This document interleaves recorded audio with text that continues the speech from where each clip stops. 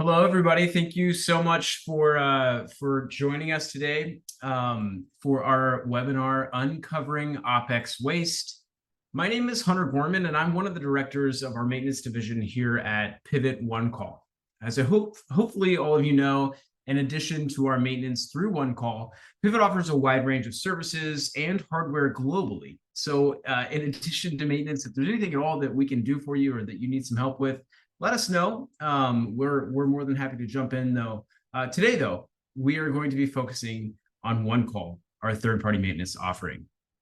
Maintenance, as you probably know, is inherently complex and expensive, but our main goal here is to simplify your maintenance while also saving you as much money as we can everywhere that we can.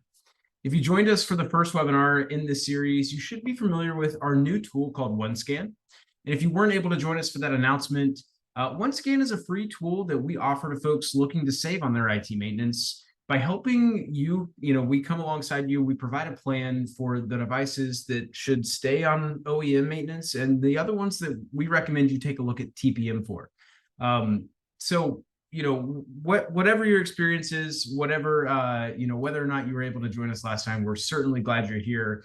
And speaking of OneScan, kind of the outcome of that brings me to the title of today's webinar, which is Uncovering OpEx Waste.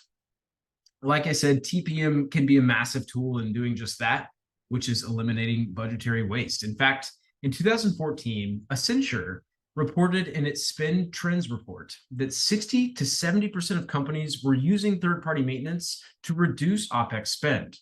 Now, personally, I think this is fascinating because the data show that not only is TPM a great option for you today in doing just that, but it's really been a strategy that is, tried and true and tested and has been out there, and companies have been leveraging it for quite some time. So if you're still new to the thought of TPM, it can be a little different. Feel no shame. We're all here to learn. I would, however, recommend you check out that first webinar, maybe read some stuff on our website. Just bring yourself up to speed with the resources that we have out there. There's some foundational elements that may help color between the lines of today's webinar. Either way, like I said, extremely glad you're here. As I've now mentioned a couple of times, TPM has been helping companies save money and reduce waste for quite some time. I myself get to see this firsthand running our maintenance division. We've got clients all over the world, big and small, and they all seem to benefit in exactly the same way. Someone on that note that I would like to introduce you to is a person whose customers I've gotten to know very well over the years and help.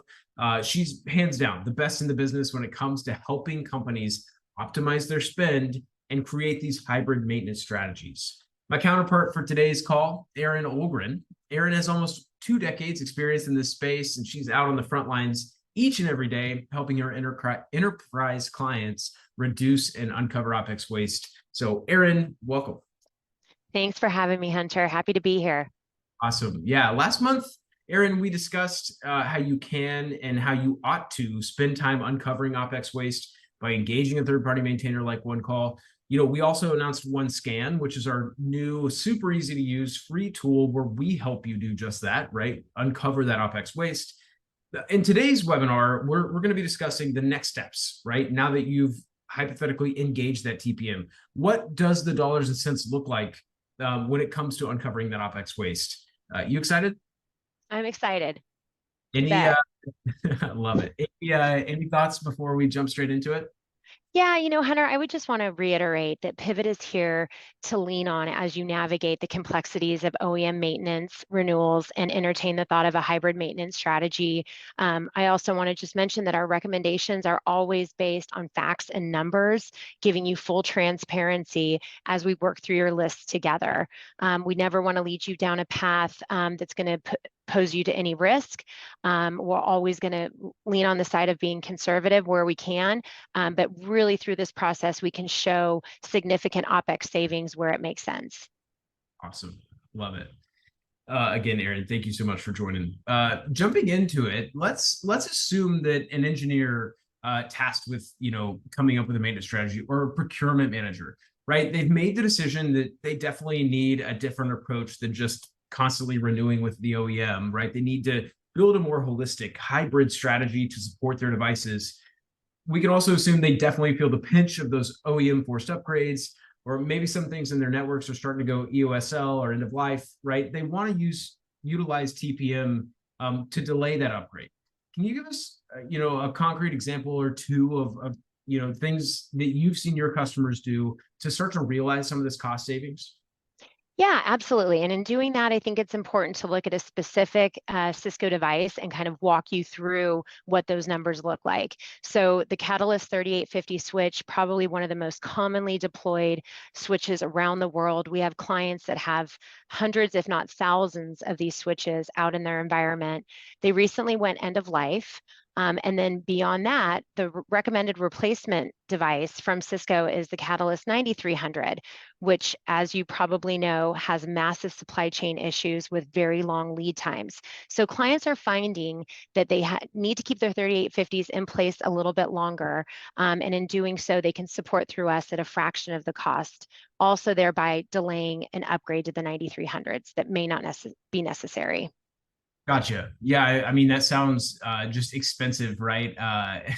Off the cuff, right? 3850 versus 9300. Man, I cannot imagine, the cost difference in that.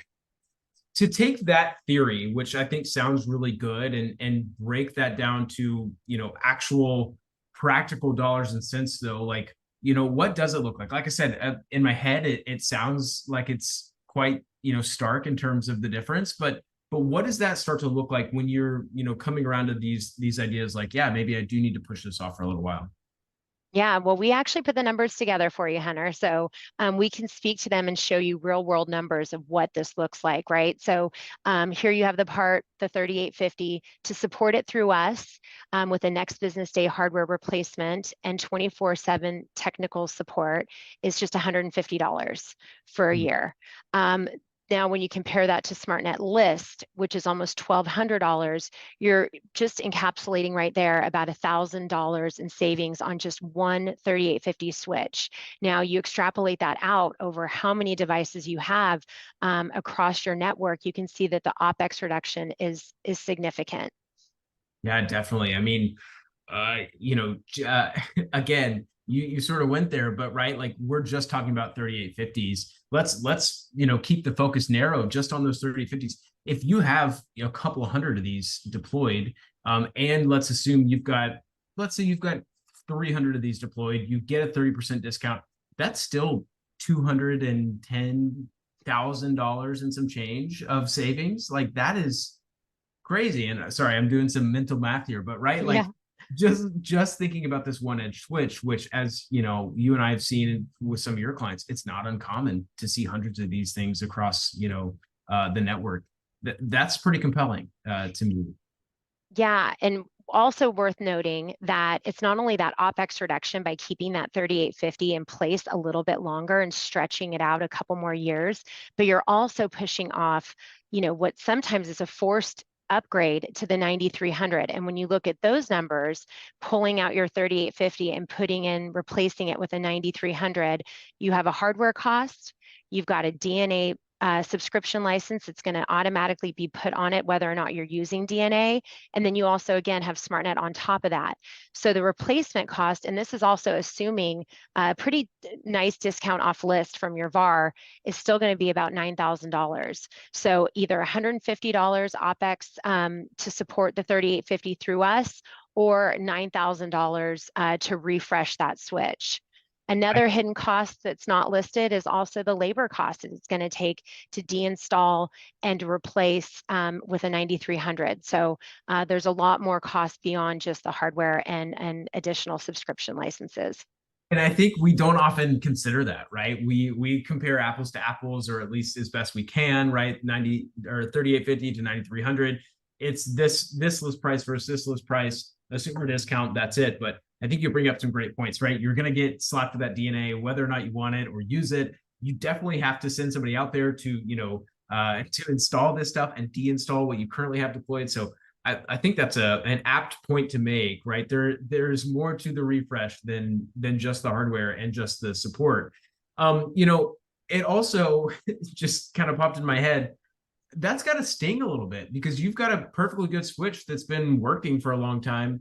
Again, just based on the practicality of that thing still working, why would I bring that out, right? I think it's smart to challenge that refresh cycle. That's exactly right. And most refresh cycles are based on and dictated by the manufacturer, by the OEM, because they want to push you through and have you refresh your hardware every 5 years. Ironically, if you look at Cisco's own published data on the mean time between failure on a 3850, which is essentially the useful life of that switch, they have it listed at 27 years. So you're on one hand, you're being forced to refresh every 5 years, when in fact, that 3850 switch could run for 20 plus years without any issue. So again, to drive it home, Hunter, we really want our clients to reevaluate their refresh cycles and really challenge and not have them being dictated by the manufacturer. Totally. Absolutely. And again, to take a couple of steps back, we sort of started to go here, but right, you start to look at, let's just again narrow the focus to Catalyst edge switches. You've got 3650s deployed, you've got 3750s deployed, not to mention the 3850s that we've already, discussed. There's some massive savings there. And again, we're so narrow in our focus right here just on these Cisco edge switches. Like, you extrapolate this out across your entire environment, sometimes your global environment, and man, does it add up. It does. And it also, challenges the notion that, your edge switches need to be the latest and greatest. It might be that the savings that you accomplish through pushing out the refresh cycle, supporting those legacy devices in place a little bit longer, can be used for more important initiatives that your company has, which is usually on innovation, security, cloud initiatives. So this allows a lot more flexibility in kind of keeping what's working in place and then pushing those dollars for more business driving technologies. See, this is exactly why I have you do these with me, because I just can't think of another human that can break down, these kind of high level concepts into just, really, really succinct, actionable things. So, what really quick, another thing that popped into my mind, let's say hypothetically that I'm a network director. I've decided to take your word for this, right? To keep my edge switches deployed, the 3850s, we'll just say, and then I get a curveball from my boss, right? And oh my goodness, we need a new location in Kalamazoo to support our sales force, or whatever it may be. If I've standardized on this edge switch, for example, that is now end of life, but I do still have need to expand our environment's footprint. What are my options then? Is there something OneCall can do for me in that instance? Should I go ahead and get the 9300 for that, one location, and keep these 3850s deployed elsewhere? What's your take on that? Yeah, we see this all the time. Hardware fulfillment is one of our major product offerings. PivIT is the largest purchaser of secondary market hardware in the world. And we have close to 100 million in inventory at our Portland Technology and Distribution Center. And that's everything from current generation, but back as far back as may be needed. All equipment that comes through our facility goes through a rigorous quality testing procedure. Everything is grade A, is backed with a lifetime warranty, and immediately available. So in this case, when a client comes to us and they have to turn up a new office, the 9300s might be back ordered. We might see some of them in stock where we can supplement with that, but it might be that they just want a low-cost option, and if they standardize on the 3850s, we can turn up a new office and have that equipment shipped out within days. Love it. And in that same scenario, right, if you need OneCall on it, just say the word. It's literally that easy. When you're dealing with PivIT, because we do have all of those offerings under a single roof. Well, Erin, I mean, I've said it once, I'll say it again. I don't know anyone better to take these larger concepts and break them down into super just practical, easy to understand directives. As always, I appreciate your firsthand insight working with customers through this stuff each and every day. And I also just can't wait to continue similar discussions in our next few webinars. Absolutely. Thanks for having me, Hunter. Absolutely. And really quick, speaking of, for those of you joining us live or watching a recording, we do have a few more of these planned. So please keep an eye out on our socials and on your inbox. For more information, we'll make sure that we send out a note. We're going to continue walking you through this kind of hypothetical journey through incorporating third-party maintenance into your maintenance strategy, and hopefully in doing so, saving you a bunch of cash. So we can't wait to share what we have in store for you over the next few short weeks. I guess with that, Erin, on behalf of the entire team here at PivIT and OneCall, we thank you for joining us today. Erin, before we sign off, any final thoughts you want to just make sure that you hit home? Yeah, no, just again to reiterate that we're always available as a resource, a sounding board. We in the previous webinar mentioned our OneScan product. It's all consultative, free to use. Please, if you ever have any questions, reach out. We're always here to help. Absolutely. And as you can see, Erin's contact information is right there on the screen, as is our customer support team. We're here and willing and able to help you 24 hours a day, wherever you may be in the world. We've got a team ready and ready to earn your business. So we'd appreciate that opportunity. We'd love to save you as much OpEx as we possibly can. And yeah, like Erin mentioned, make sure you check out OneScan if you want to get started in this journey. It's really easy to find. You go to onecall.pivotglobal.com/OneScan, and you can get the process started right there, building that unbeatable, cost-effective maintenance strategy that you can use for many years to come. So thank you very much for joining us, and we hope to see you on the next one. Thanks, everyone.